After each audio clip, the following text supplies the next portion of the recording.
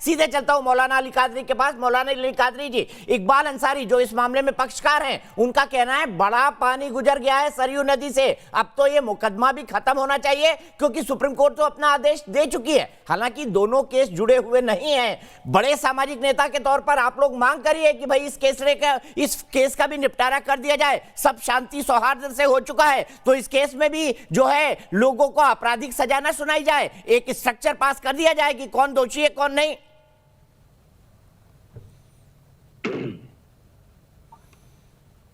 28 साल पहले 6 दिसंबर को हिंदुस्तान में जो भाईचारगी थी उसमें ये लोगों ने जहर घोला था और उसका असर आज तक भी हमारे मुल्क में बाकी है। तो इनको इतनी आसानी से छोड़ने का तो सवाल ही नहीं पैदा होता। हमारे जो मुल्क की गंगा जमुनी तहजीब थी, हमारे जो मुल्क का सेक्युलरिज्म का जो ढांचा था, उसको तहस नहस किया है ये लोगों ने। ठीक है, महंत राजू दास जी आपसे कुछ कहना चाहते हैं। महंत राजू दास जी, क्या गंगा जमुनी तहजीब को तोड़ा गया?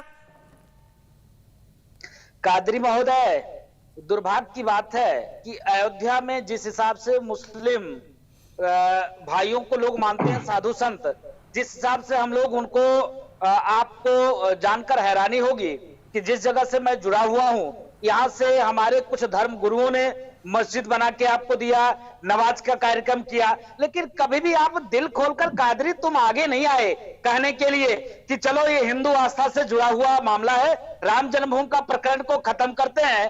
किसी भी प्रकार का, भाई राम और बाबर की तुलना कतई संभव नहीं है। अयोध्या में 16 से 17 मस्जिद ऑलरेडी है, 3 मस्जिद तो मेरे जमीन में। अभी इलाहाबाद खंड पीठ ने आदेश दिया था कि हनुमानगढ़ी को सुपुर्द किया जाता है, फिर भी मैं बनवा के आपको दिया। यहाँ के मुसलमानों से तुम बात करो, लेकिन आप जिस हिसाब से आपका जो भाषा है, ये भाषा अच्छी नहीं है, आपका भाव गलत है। आप बता रहे हो कि गंगा जमुनी तहजीब सिर्फ मेरे लिए है, आपके लिए नहीं है, सिर्फ मेरे लिए तहजीब है। आपका कोई कर्तव्य नहीं, आपका कोई काम नहीं, आप भारत के नागरिक नहीं है, आप बहुत संख्यकों की आवाज को नहीं सुनेंगे।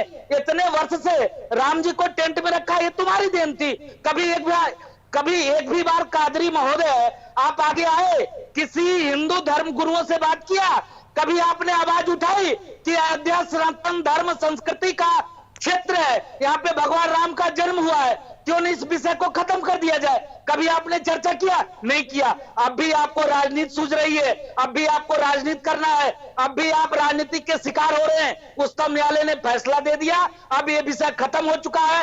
बाबर नाम की कोई चीज नहीं, कोई बाबरी मस्जिद नहीं, वो राम जन्मभूमि था। इसका प्रत्यक्ष प्रमाण अभी आप तत्काल देख सकते हो। अभी जो भूमि पूजन के बाद जमीन समतलीकरण में जो खुदाई चल रहा था, उस खुदाई में 17 से 18 जो स्टोन मिले हैं, जो भगवान भोले की शिवलिंग प्रतीक मिला है, हवन कुंड मिले, कुएं मिले हैं, उसके बावजूद भी कादरी महोदय आप अंधे नहीं हो, आपको सुनाई भी देता है। ठीक है, जवाब ले लेते हैं कादरी जी से। कादरी जी, सिर्फ बहुसंख्यक समुदाय हिंदू गंगा जमुनी तहजीब का पालन करते रहे, मुस्लिम समाज का कोई कर्तव्य नहीं है, यह सवाल महंत राजू दास उठा रहे हैं। और उसके बाद कादरी जी के जवाब के बाद सीधे अवनीश अवस्थी जी आपके पास आऊंगा। दीपक जी, उम्मीद करूंगा कि विदाउट इंटरप्टिंग आप मुझे पूरा बोलने का मौका देंगे। बोलिए जनाब, बोल ही नहीं रहा हूं मैं आज। जी, तो मैं हमारे महंत जी को जो है बड़े ही आदर के साथ ये कहना चाहूंगा कि हम हर वक्त जो है भाईचारगी के लिए आगे बढ़े हैं और अपने आखिरी दम तक भाईचारगी के लिए आगे बढ़ेंगे। जहां तक के बाबरी ढांचे को ढाने का सवाल था, सुप्रीम कोर्ट ने भी ये कहा था कि ये क्राइम है, इन्होंने क्राइम किया है। तो वो जो क्राइम किया है और सारे मुल्क की फिजा को जो खराब किया, और उस वक्त जो रथ यात्रा के तहत फसादात किए गए, भड़काऊ भाषण देकर लोगों को लड़वाया गया, उसकी तो सजा मिलनी चाहिए।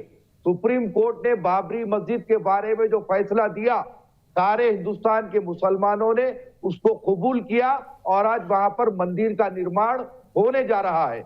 हमको उस पर, सुप्रीम कोर्ट के उस फैसले पर कोई आपत्ति नहीं है, हमने किसी किस्म का कोई विरोध नहीं किया।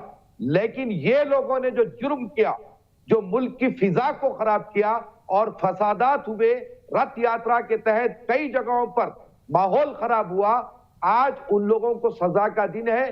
तो मैं अपने कोर्ट से मैं ये उम्मीद करूंगा कि इनको सजा मिलनी चाहिए, ताकि कल के दिन किसी भी समुदाय का आदमी हो ऐसी नीची हरकत ना करे।